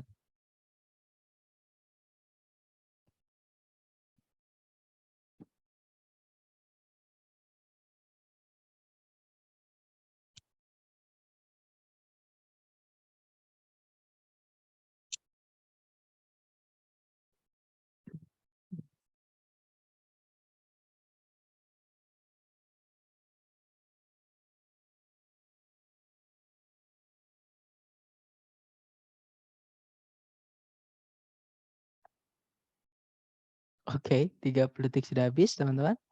Baik, ada jawaban Bravo, ada juga Charlie, ada juga Alpha. Baik, antara Alpha, Bravo, Charlie. Oke, ada juga Delta ya, berarti lengkap juga. Baik, mari kita cek bersama kalau gitu. Di situ ada predikat absorb, artinya menyerap. Subjeknya adalah all living organisms. Kemudian sudah tidak ada penanda subjek predikat lagi atau conjunction. Kalimat sudah lengkap, teman-teman. Nah, kalau kita lihat di titik-titik itu sebelumnya dia objek. Carbon 14, setelahnya titik-titik itu juga objek, their existence. Ini nggak bisa kita biarkan tetap jadi objek karena nanti double objeknya. Nah, ini harus kita rubah jadi keterangan. Caranya gimana? Caranya adalah kita tambahkan preposisi di sini. Nah, sayangnya A, B, C, D itu semuanya juga preposisi, teman-teman. Sebenarnya caranya ada dua ini. Kita bisa mencari petunjuk di soal, di situ ada kata constantly ya. Constantly itu artinya secara konstan atau terus-menerus. Ya, atau secara apa ya, secara berlangsung gitu ya, atau secara terus-menerus intinya itu. Nah, berarti itu ngomongin tentang waktunya, kayak gitu. Atau kita artikan juga bisa, misalnya yang alfa, semua makhluk hidup secara terus-menerus menyerap radiokarbon di luar keberadaan mereka. Itu kalau yang alfa, nggak enak ya. Kalau yang bravo, semua makhluk hidup secara terus-menerus menyerap radiokarbon mengenai hidup mereka atau tentang hidup mereka. Nggak enak juga ya, teman-teman. Kalau yang Charlie around artinya di sekeliling atau di sekitar. Semua makhluk hidup secara terus-menerus menyerap radiokarbon di sekeliling keberadaan mereka atau hidup mereka. Masih bisa di logika, kita tahan dulu. Kalau yang delta, semua makhluk hidup secara terus-menerus menyerap radiokarbon di sepanjang hidup mereka atau di sepanjang keberadaan mereka. Nah, jawaban yang paling tepat adalah yang delta, teman-teman. Itu tadi ada hubungan dengan kata constantly, secara terus-menerus. Jawabannya adalah sepanjang. Ya, kalau yang Charlie around di sekeliling itu tempat, bukan waktu. Sedangkan di sini ngomongin tentang waktu. Oke. Jadi Charlie bukan, jawabannya yang delta ya. Nah, nanti kalau dibaca itu tadi dan diartikan itu tadi, semua makhluk hidup secara terus-menerus menyerap radiokarbon di sepanjang hidup mereka atau di sepanjang keberadaan mereka. Seperti itu. Nah, yang saya bilang tadi teman-teman, contoh soal yang saya kasihkan di kelas ini adalah jenis yang bisa dibilang paling sulit gitu ya. Jadi harapan saya nanti ketika teman-teman tes supaya teman-teman terbiasa yang sulit, ketemu yang gampang, enak gitu. Kalau tes TOEFL yang asli ITS ya teman-teman. Tapi kalau kalau tes yang prediksi yang dibuat buat lembaga kah atau yang dibuat sama buku misalnya, itu beneran sulit teman-teman. Maksudnya sulit itu yang di tes aslinya nggak ada, mereka tambah-tambahin seperti itu. Ini makna yang nentuin drip gak tahu. Ya betul, memang di soal structure TOEFL itu yang paling gak enak ya teman-teman, itu ketika sudah menuntut kita mengetahui makna. Makanya tuh di awal ya, saya ulangi lagi, di awal dulu saya mengingatkan teman-teman yang paling penting buat teman-teman adalah vocab. Grammar itu nggak penting, pronunciation juga nggak terlalu penting di TOEFL ini. Tapi yang paling penting itu adalah vocab. Kita nggak tahu grammar, nggak tahu pronunciation, kita masih bisa nebak teman-teman dari arti. Kayak gitu. Dan nanti ketika teman-teman sudah tahu kelas kata, dari vocab itu malah gampang lagi grammar itu. Seperti itu. Jadi memang artilah yang akan membantu teman-teman mengerjakan TOEFL. Tapi kalau misalnya teman-teman merasa vocabnya sedikit, sama kayak saya teman-teman. Kalau dapat vocab baru, tulis saja. Saya juga gitu kok. Nanti lama-lama akan nambah-nambah sendiri, walaupun tanpa menghafal. Seperti itu. Gimana? Mungkin ada pertanyaan lagi? Nah, iya benar agak kesulitan dari artinya, betul teman-teman. Agak bingung antara B atau D, betul. Jadi kadang itu artilah yang benar jadi penentu atau yang paling membantu teman-teman kalau teman-teman vocabnya banyak. Makanya saran saya itu teori sedikitkan teman-teman. Jangan terlalu banyak teori ya. Malah bingung nanti. Intinya banyakin latihan aja. Latihan, dari latihan nanti teman-teman akan dapat banyak banget. Kayak terutama yang tadi di awal tadi. Teman-teman akan menemukan kesulitannya di mana itu dari dari latihan. Tapi kalau mengenai vocab ketika latihan silahkan buka kamus, mumpung masih bisa teman-teman. Ketika real test nanti teman-teman udah nggak boleh buka kamus kayak gitu. Jadi diperkaya vocab-vocabnya lewat latihan. Gimana? Mungkin ada pertanyaan lagi teman-teman, silakan. Mister, Iya, Miss? tadi soal at one time Bedanya apa, Mister, sama once upon a time? At one time, gini, once upon a time itu gimana ya? Kalau dari arti sebenarnya sama, cuman kegunaannya. Once upon a time itu biasanya kayak apa ya? Dipakai untuk upon. Upon itu dia bahasa itu loh, bahasa syair, Mis. Once upon sama kayak kita kalau misalkan ke Tuhan misalnya ya. Sorry kok Tuhan. Ke misalnya kalau dalam Islam, dalam agama saya itu ada Nabi Muhammad Shallallahu Alaihi Wasallam itu peace be upon him. Nah itu supaya bahasa syair, bahasa mempercantik aja. Tapi secara makna sebenarnya sama sih. Di at one time itu untuk waktu yang nggak jelas kapan tapi sudah terjadi di lampau. Once upon a time itu juga untuk waktu yang nggak jelas kapannya tapi pernah terjadi di lampau gitu. Nah biasanya dipakai untuk pembuka storytelling atau cerita-cerita yang ya itulah cerita misalnya naratif, misalnya seperti itu. Untuk menghibur seperti itu, storytelling dan seterusnya. Itu pakainya once upon a time karena ketika kita bercerita menggunakan bahasa syair itu lebih enak didengar teman-teman, lebih menjiwai lah, lebih dapat gitu dibandingkan kita pakai bahasa baku seperti ini. Kecuali kalau kita baca berita itu kita pakainya at one time atau kita bikin film dokumenter pakainya at one time. Kalau pakai once upon a time nanti didengarnya seolah-olah kita mau mendongeng kayak gitu. Jadi kayak bahasa syair. Tapi artinya sama. Artinya satu waktu ya, Mister? Boleh diartikan pada suatu saat, pada satu waktu, atau pernah, jadi juga bisa. Intinya waktunya nggak jelas kapan gitu, Miss. Sama kayak once. Nah, once upon a time itu kan pendeknya kan once gitu ya kan. Nah, tapi ditambahi once upon a time itu supaya lebih apa ya, bersyair atau apa ya, didengar itu kayak lebih cantik gitu loh teman-teman. Lebih enak gitu didengar, lebih bercerita. Tapi kalau di apa namanya, di formal jangan pakai itu ya.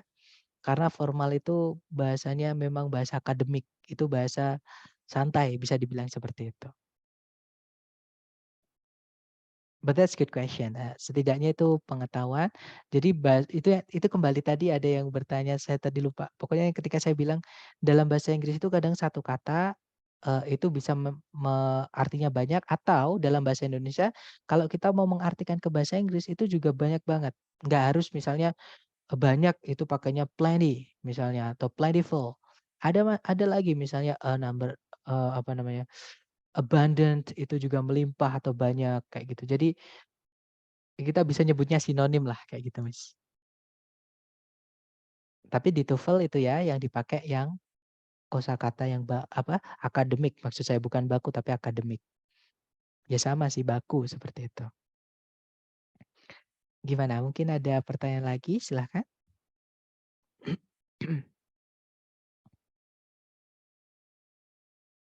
Nggak ada ya. Kalau nggak ada saran saya itu tadi teman-teman. Mumpung besok Sabtu Minggu hajar latihannya. Kalau teman-teman ada waktu tolong disempatkan. Supaya nambah vocabnya, supaya teori tidak hanya teori biar jadi insting. Trust me, saya yang ngerasain teman-teman. Kalau teman-teman teori sudah jadi insting itu enak banget. Lihat soal jawabannya ini, lihat soal jawabannya ini. Itu enak banget. Jadi kayak tertantang gitu belajar, enak gitu. Oke, syaratnya itu tadi ya, banyakin latihan, butuh bantuan japri aja ke saya teman-teman. Oke, thank you so much for having me today everyone. See you next time. The last I say, Assalamualaikum warahmatullahi wabarakatuh. See you next time everyone and good night.